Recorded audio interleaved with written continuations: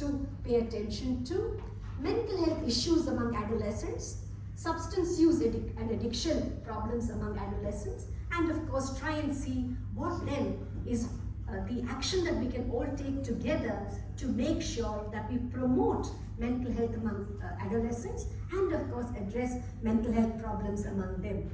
I was so glad to hear the chairperson in the beginning mentioned that we have to, ICUs are critical and important for all of us, but we must move the paradigm from only intense tertiary care to secondary care as well as primary prevention among adolescents.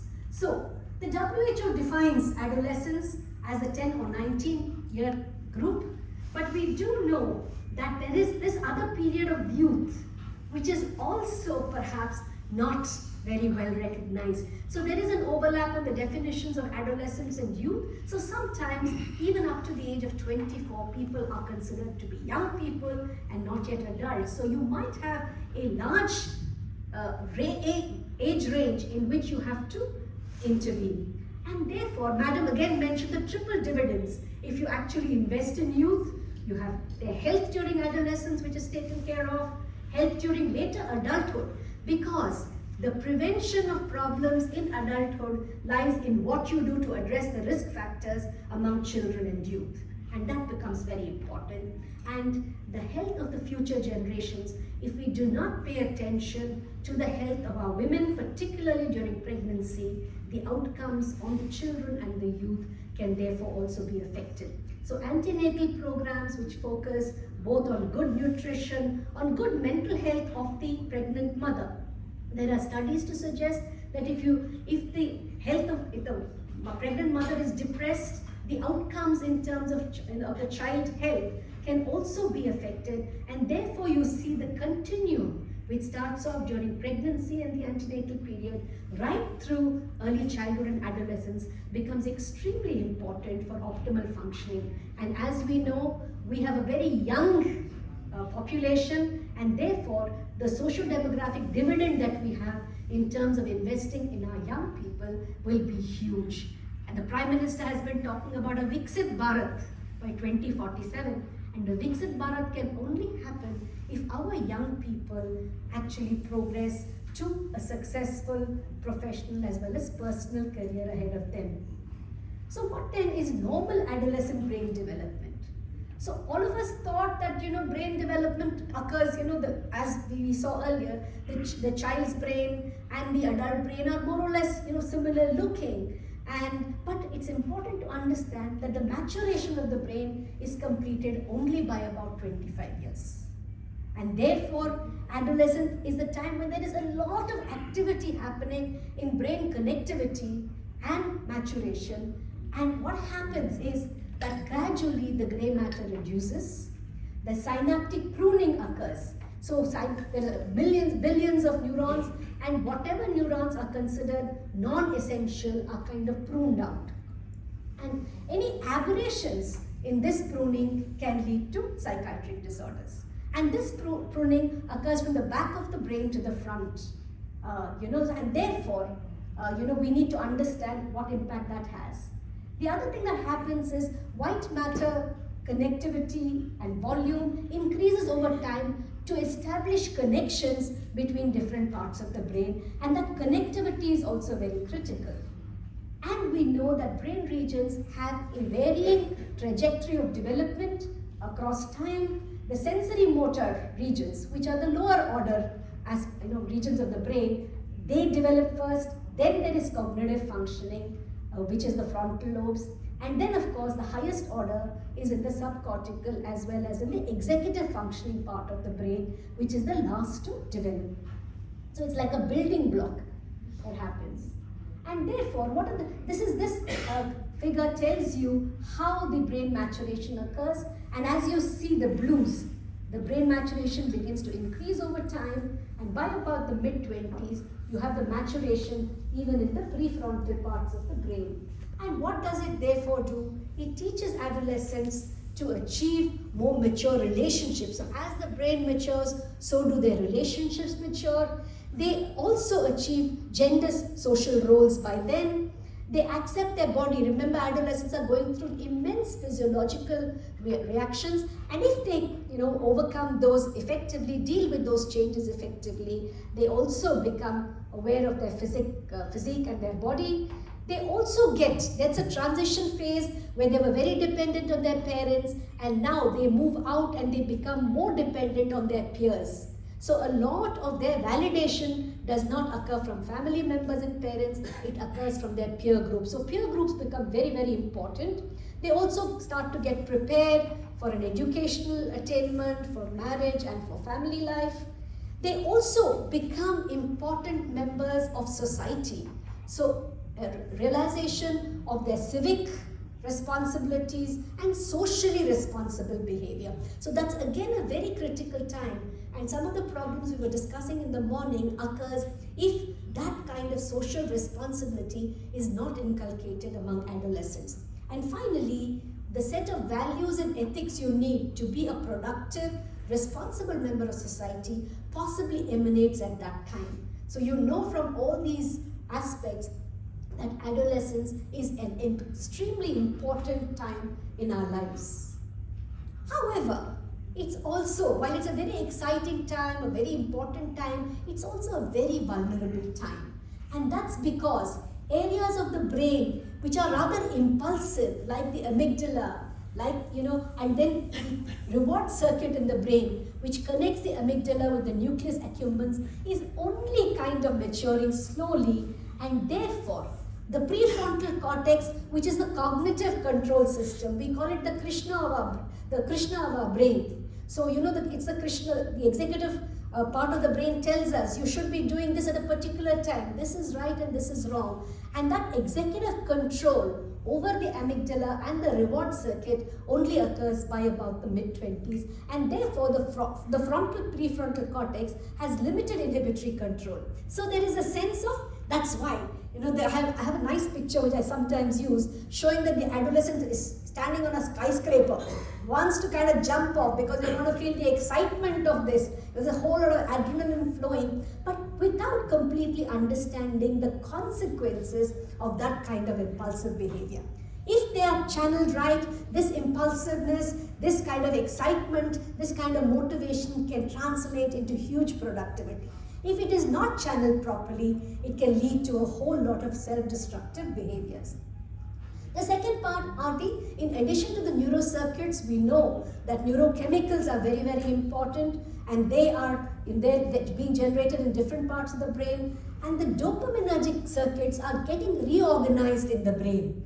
And we know that dopamine is the reward chemical, and therefore whatever gives them immediate gratification is something that they will indulge in. So whether it's substance use, whether it's experimental sex, whether it's behavioral gaming, etc., or bungee jumping maybe, they're likely to be involved in it. And as we grow, this dopaminergic, there is a decrease in the dopamine, and therefore there is a stabilization in the reward circuit. And that is what part of the maturity occurs. And because of this dopaminergic reorganization, they're very high on novelty seeking. They get bored very easily. They get, they want new things all the time. And these decisions, therefore, they may think of only the immediate rewards rather than the long-term consequences. And that's why they need a little bit of direction at that time to be able to pay attention to that. And this imbalance leads to risky behaviors. It also makes them more predisposed to mental health conditions. The very concerning part is, of course, severe mental disorders like schizophrenia and bipolar mood disorder sadly have their origins in the 20s and 30s. And this is the period where synaptic pruning is occurring. And if there is an imbalance of the synaptic pruning, it possibly brings on these kind of disorders. So, of course, being, you've heard of flight and fight, that is something we were taught in our neurophysiology classes, and they are sometimes very important, to be brave, to be able to face the world, etc. So these are evolutionary, they have evolutionary values, but the most important thing is that we need an extended safety net for our adolescents. We need to make sure that these risk-taking behaviors cannot change to harmful circumstances, including substance use and related drug problems. We also know that all these substances, like whether it's alcohol, whether it's other drugs, are neurotoxins, and therefore they can affect the brain and lead to cognitive problems, emotional discontrol, and also affect the other parts of the body during various stages through life. Now, when you look at other factors, remember, adolescents are not growing up in a vacuum.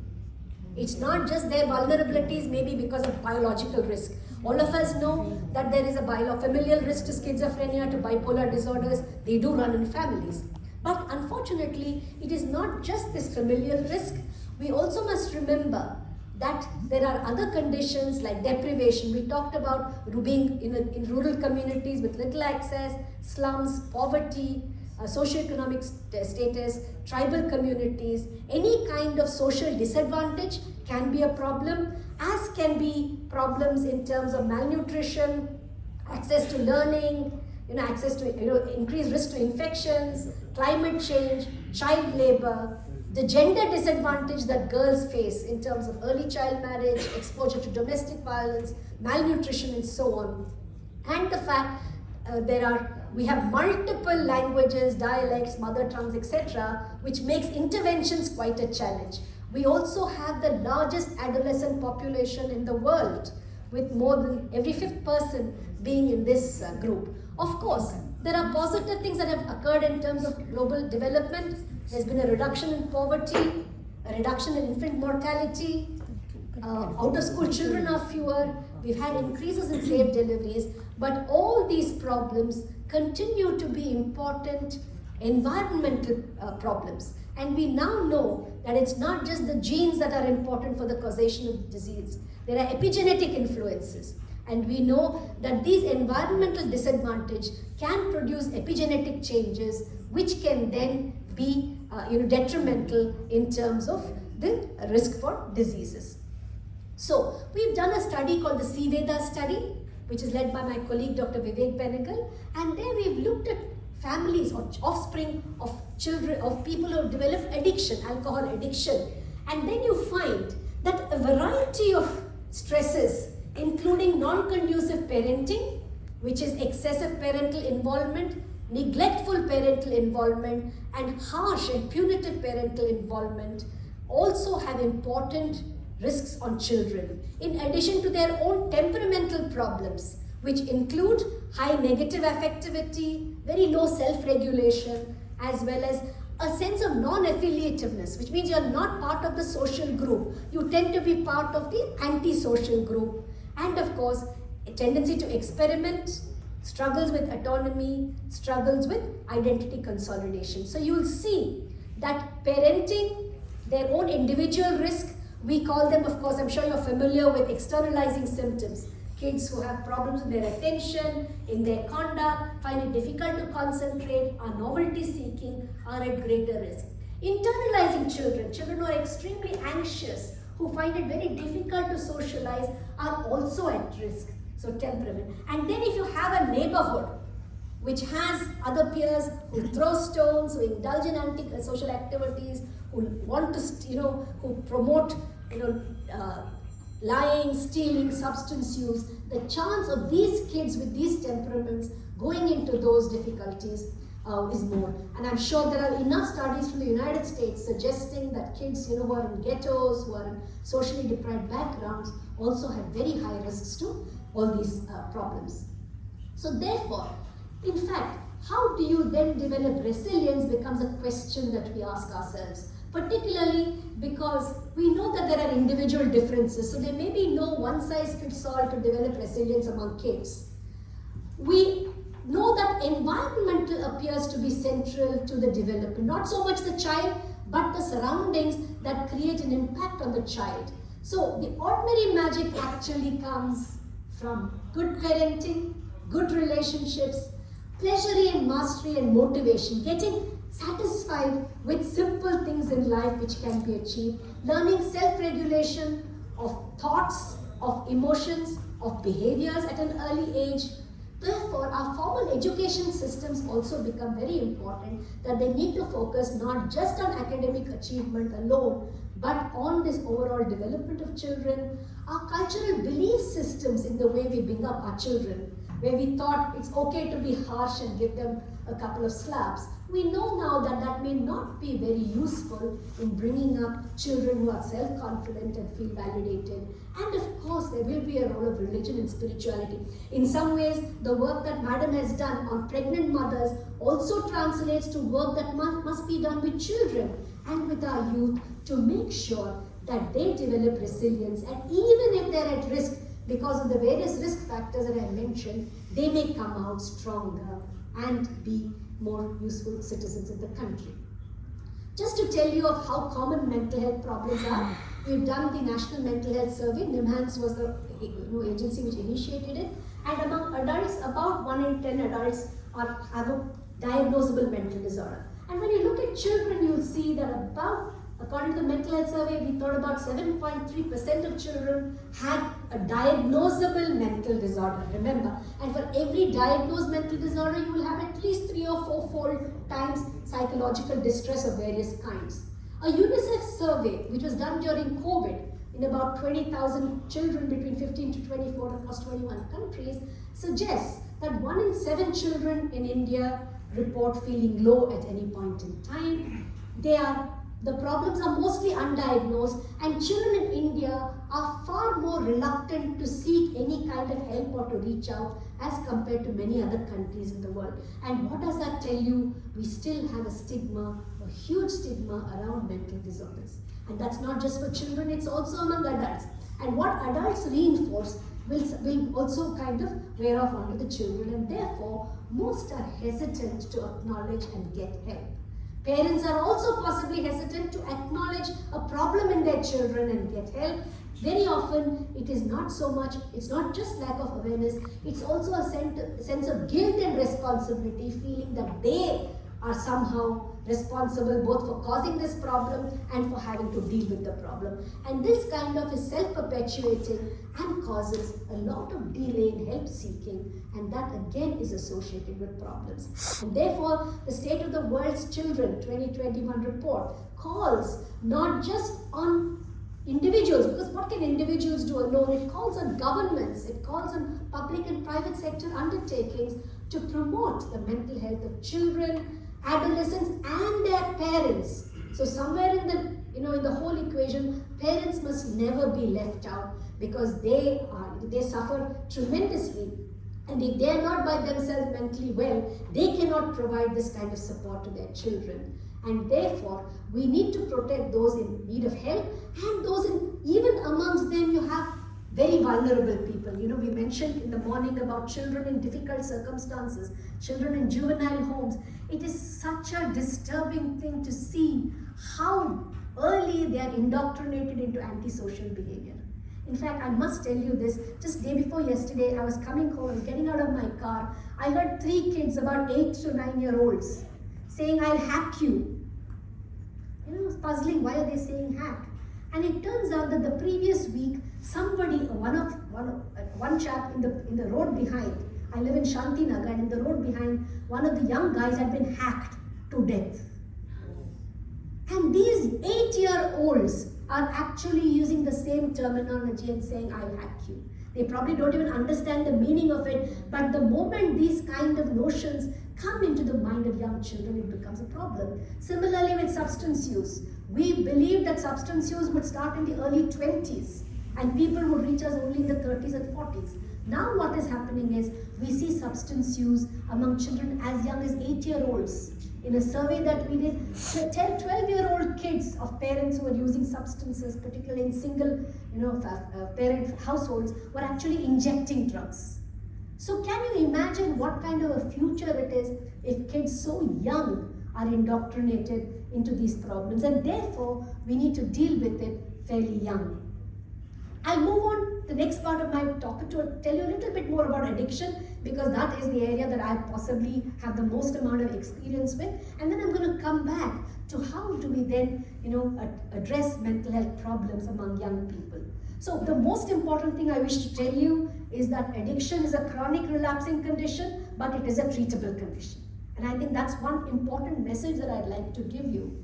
And again, just like other forms of mental illness, it involves changes in the brain circuits, particularly in the reward circuits. There are people who have a familial risk to addiction, just like any other cardiovascular or neurological risk that we might be talking about. But as with all other things, the environment and the person's early life experiences also influence the outcome in terms of developing addiction. In the C-Veda study, we found that increased childhood adverse experiences make them more prone to develop addiction, which is witnessing violence, being subjected to domestic violence, being subjected to deprivation actually leads you to develop it. It doesn't mean that just because you have a good childhood, you won't be, vulnerable. These increase the vulnerabilities, but they all combine. So the genetics into environment, indicates the risk that a person might develop the addiction. And of course, once the person starts using the substance, we have a very nice saying. First the man takes a drink, then the drink takes a drink, then the drink takes the man. It tells you that it reaches a compulsive state when the person no longer has control over the use of the substance. And that, if it happens during young people, can have much more harmful circumstances. So the Japanese, the way they did a prevention program is just say postpone drug use. They realize that it's impossible to stop it, but they say don't allow children, don't allow things. So young dads, who teach perhaps their kids very young to deal with alcohol is one way of looking at it, but postponing the substance use, at least till the brain gets a certain amount of maturity, might help to minimize the problems associated with substance use. And of course, all of us know that legal drugs are a bigger, although we talk about illicit drugs in a very secretive manner, it's the legal drugs that cause more harm simply because they are more available. And one tendency that we are seeing now is that in addition to the illicit drugs like alcohol and tobacco, pharmaceutical drugs, we are seeing a huge increase in tramadol and tapentadol use. Straight away, people are injecting tapentadol IV, and therefore we need to make sure. So in some ways, people say that the war on drugs is over, drugs are won. Why do they say that? It's because constantly, as long as there is a demand of people to use substances, there will continue to be an increase in one or the other substance across people. Okay, so as I mentioned, this is the thing that you need to know, that what creates, so there are areas of the brain that causes binge drinking or intoxication. I mentioned the prefrontal cortex, the amygdala, the extended amygdala circuit, and this forms a loop, and the insula. This forms a loop which influences the development of binging or intoxication. There is something called a salience network. So when the reward circuit is kind of deprived, the salience network starts to produce withdrawal symptoms, and the executive function starts to diminish, and therefore you find that neurocircuits are involved in binging, in withdrawal symptoms, and in stress, which comes up as a deficiency of the reward circuit, and that maintains the use of the substances over and over again. So we know that substance dependence means that the person has craving, tolerance, loss of control, use despite harm, withdrawal symptoms, as well as salience. But it's not just when people become addicted that it's a problem. Harmful and hazardous use of substances is equally a problem. One example that I always give is coming after a late night party, and for that the young person always wears a helmet. That one day when they came from a late night party, they forgot. They thought they knew the road very well because it's almost a spinal reflex to drive on the road, but they didn't anticipate the road hump that came, fell off it, developed head injury, and are in a vegetative state for the last 20 years. All real stories, but true stories.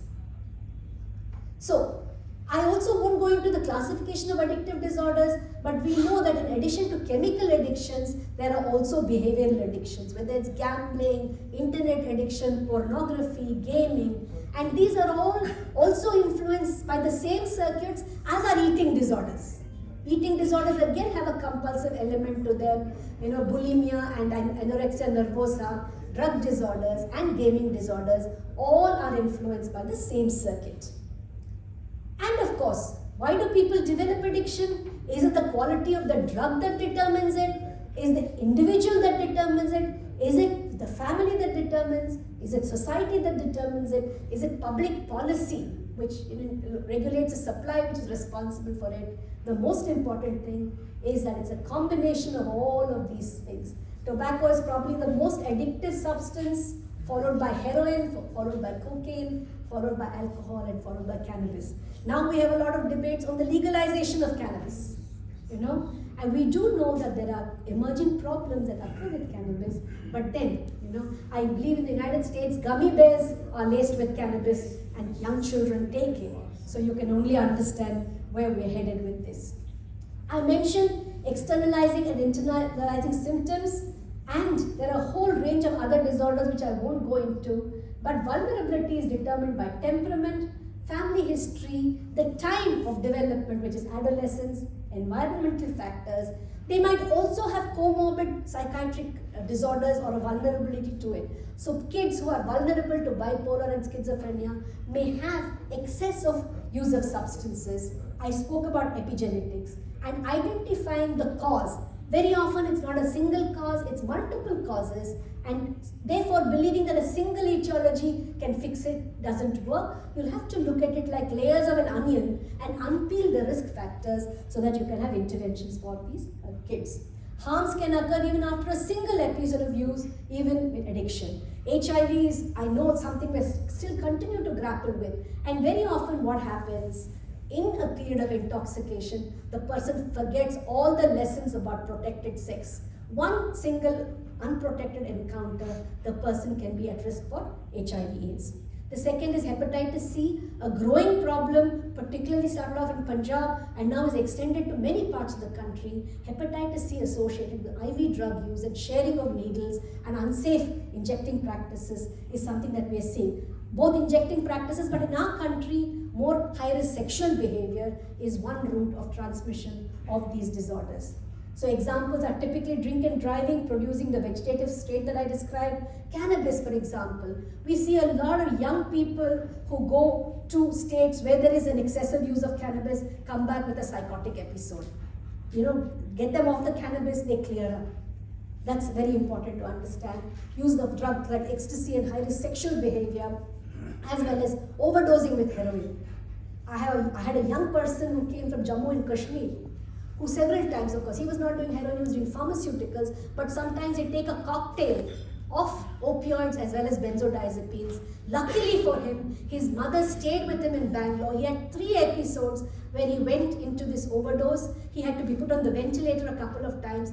We managed to save him. He's now married, he has a child, he's working in a stable job. So the important thing is not everybody is lucky as him, and very often you have deaths related to overdose. Okay, this is a small video. I just wanted to know how much more time I have, and I will just, another 10 minutes is all right? Yes, ma'am. Okay, just wanted to check that. So, you have to play it from there. Can you just play this video from there, please?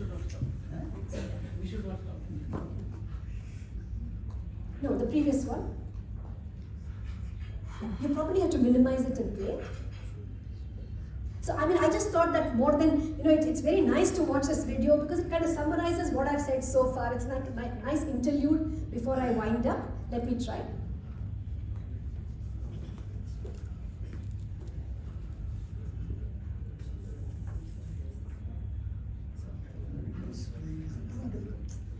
Videos, no sugar.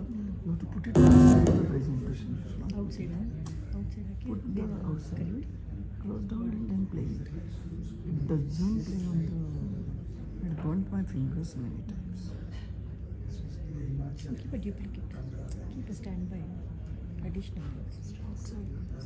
Okay, this was working very well on my computer, but sometimes when you're thinking, but anyway, I will tell you this. This is a very nice 3-minute video by a young adolescent saying how we get very upset with our family members, but why is it important to pay a little attention by the time we can go ahead, please. Just go to the next slide. So maybe I'll give you the link to it and you can watch it later so that it gives you a real idea about what happens in our brain circuits. So then, what do we do about drug use, preventing drug abuse? We talk about individual factors, we talk about life skills training, early screening for vulnerability, engaging the family members, providing drug-free environments, and of course, trying to do supply reduction in terms of availability of these substances. We also focus on communication and interpersonal skills. Don't let kids feel isolated, engage them, get them to talk about what they're going through. Negotiation and refusal skills, especially for kids who are internalizing, they need to be able to say no. Very often they are bullied by the other kids and they just follow what the others are doing. Learning empathy and trying to understand, put yourselves in the feet of these young adolescents and trying to help them. Collaboration and cooperation, as well as advocacy for a drug-free life. And also teaching them problem solving and critical skills. You know, when to say no, when to do what, how do I manage my anxiety, how do I manage, my relationship issues. Coping and self-management also becomes very important. For parents, equally important to educate them about the science of brain development, help them to respond. Sometimes parents will feel very frustrated just because you give them an explanation, it doesn't, get their problems going. So you have to be empathetic towards parents, teach them more thoughtful communication, get the children engaged in a better peer group influence, science-based messaging, and parents have to be models amongst. There have been surveys in schools, surveys among adults, and we know that if you provide an environment where the parents are using substances, the risk of substance use also increases amongst the children. I'm not going to the treatment of substance use disorder, but enough to say that there are psychosocial treatments, there are pharmacological treatments. Just like hypertension and diabetes, they are chronic relapsing conditions. So you've got to make sure that you help people along. Group interventions are also useful. Now, in the last few minutes of my presentation, I'll go back to the landscape of mental health and young people. Networking is very, very critical. So I was so thrilled to hear in the morning how different groups of people need to come together. No one single group can actually do this, but at the same time, adolescents must not fall between stools. I know an argument where the child and adolescent services and the adult services are fighting. Should people between the ages of 16 to 18 be taken care of by the child psychiatrist or by the adult psychiatrist? I'm sure the similar kind of arguments keep happening. We must be careful that they don't fall between stools, and a shared vision is very important. My colleague Shekhar Sheshadri, I'm quoting him, saying that child mental health lies in the community, not just in textbooks of psychiatry, in the street, homes and families, of course in childcare institutions, in books, music and theatre, suggesting that there is a lot of groundwork that has to be created in which young people can grow up healthy and well. There are school mental health programs that are recommended in India. They have started. It consists of adolescent education in terms of cognitive, emotional, social and physical development, body image and healthy sexuality becomes very important. Of course, education about sexually transmitted illnesses, drug abuse and so on. And these modules are useful for kids between 6 to 18, where you talk about growing up healthy, emotional control, interpersonal relationships, values and responsible citizenship, gender equality, nutrition, prevention of substance use, healthy lifestyles, reproductive health, safety and security against violence, as well as promotion of safe use of the internet. All of these are important, but the important thing is not the message, is not just these messages, but the messaging that is very critical. How do you make it attractive and accepting by young people is very important. And the focus needs to be on emotional intelligence, life skills, as well as health promotion. These are all the life skills that you talk about, that you can get. So there are lots of peer-led programs that can be useful, and that can start off fairly early. The other thing that we need to promote among young children is digital resilience. How to be a responsible digital citizen. All of us perhaps need to learn that ourselves, because it's very tempting early in the morning to, I do it too. I have to remind myself constantly, as soon as I get up, before you say Karagre Vartate Lakshmi, you want to look at the messages that are there in your phone. And therefore, how do you promote digital resilience to make sure that peer influence is limited? There are novel digital leisure free time, so you have to have digital leisure free time, have physical activity, that's very important. And of course, we know that just like addictions, the chemical addictions, the digital addiction or social media addiction can have the same consequences. Therefore, we need to warn people about digital risks, have digital leisure activities, maintain digital hygiene, maybe even digital fasting. That's also very important. And finally, digital resilience.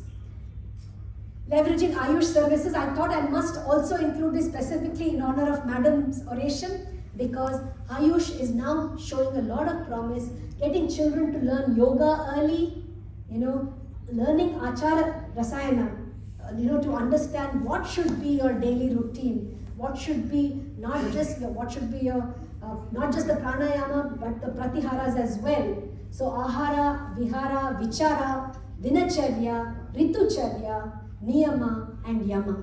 All of these can be extremely important. I mean, it's the same thing in different languages and different cultures, but the principles are much the same. And if we inculcate it, I was just thinking as I was coming this morning, I just know that you say Ramaskandam Hanumantam Vainatayam Rukodaram Shayane Asmare Nityam Duspapnam Tasha Nashati before you go to bed. Now I'm saying good night, God, I'm going to bed, work is over, prayers are said, I am not afraid of night, you will watch till morning light. Now it depends on where you're trained, what you want to do. But just saying that prayer at night, learning, teaching your kids the prayer at night, or when you get up, the fact that you're looking forward to a good day, that you have protection during the good day, by saying Karagre Vartate Lakshmi, Karamadhye Saraswati, Karamule Sthita Gauri Prabhate Karadarshana. Very powerful ways of actually teaching children. And sometimes children will never, I as a child would never like to say these prayers. But over time, it kind of got inculcated and you found the power of it. So sometimes some of this rote kind of learning, you learn the meaning of it much later. But if you use it, it becomes very kind of, supportive to you as you're growing up. And finally, I wanted to end by saying Telemanas is an initiative by the Government of India, which was started in October 21. This was a call service where anybody can call 14416 and ask for counseling help. All of you know that psychiatric and psychological services are not very well developed in the country. So the Government of India felt that especially people in underserved rural populations should be able to access some help. So what are the calls we get? Mainly to 14416. Now, for the first time, because mental health services are inequitable, now every state and union territory has a Telemanas cell. And the most of the calls that come in, more than 6.5 lakh calls have come in already, mainly for sleep disturbance. It's so sad that people are not getting enough sleep, feeling low in mood, having interpersonal difficulties, feeling anxious. So this cell has helped to help those people, but more importantly, recognize kids who might be at risk to suicide. Most important, we all know that suicide is something that it's almost become a normalized thing in the community. Just like tobacco had got normalized at one time, alcohol had got normalized. Kids, one of the medical students was telling me, the language that people use when they're distressed, they don't say I'm sad or anxious, they say I want to hang myself. What are we doing in society? So it's, I think, very, very important to normalize health and well-being rather than distress and wanting to end one's life. That's very important, and Telemanas helps to do that. So helping kids manage exam stress, school refusal with the parents, managing screen time, life skills. So lines like this can be important, but most importantly at every level, school level, community level, at the professional level, we need to ask children how they are doing, and address some of their stresses and strains. Samvad is a program that NIMANS is again initiating, which looks at support, advocacy and mental health intervention, particularly for children in vulnerable circumstances. We were discussing that this morning.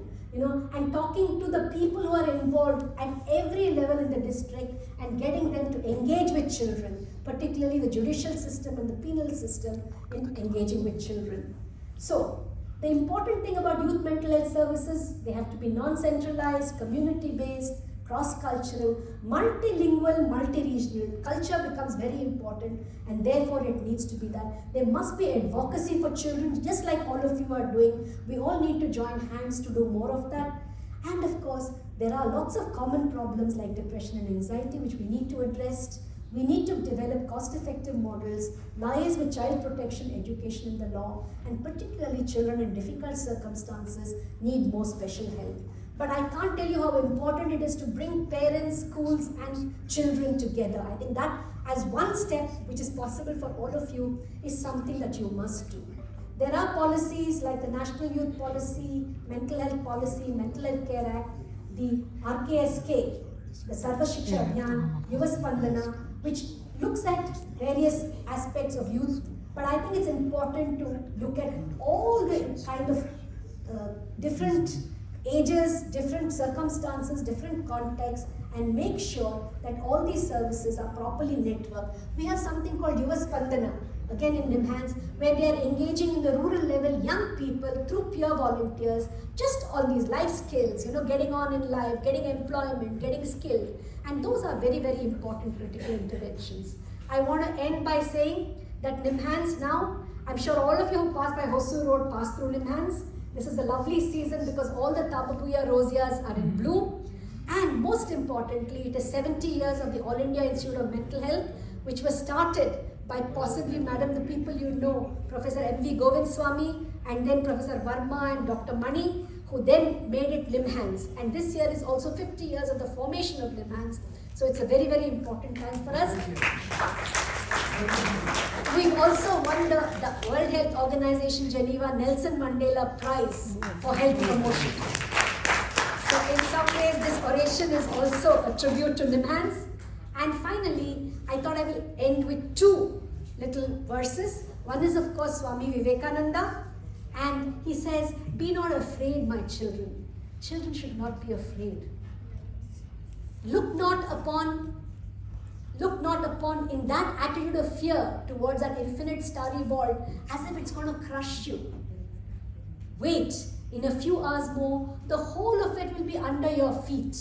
Wait, money does not pay, nor name, fame does not pay, nor learning. It is love that pays. It is character that cleaves its ways through adamantine walls of difficulties. If the focus is on building character, I think, and supporting young kids in their struggle, I think we'll be a long way." I'm going to end with a lovely poem by Diana Loomis. I'm sure many of you would have heard it. "If I had to raise my child all over again, I'd build self-esteem first and the house later. I'd finger paint more and point the finger less. I would do less correcting and more connecting. I'd take my eyes off the watch and watch with my eyes. I would care to know less and know to care more. I'd take more hikes and fly more kites. I'd stop playing serious and seriously play. I would run through more fields and gaze at more stars. I'd do more hugging and less tugging. I'd see the oak tree in the acorn more often. I would be firm less often and affirm much more. I'd model less about the love of power and more about the power of love." I think it kind of teaches us that we need to look at our children and adolescents perhaps in a different light and then try and be more supportive to them. They will be happier, we will be happier, and we will certainly have a happier society and a happier country. Thank you very much for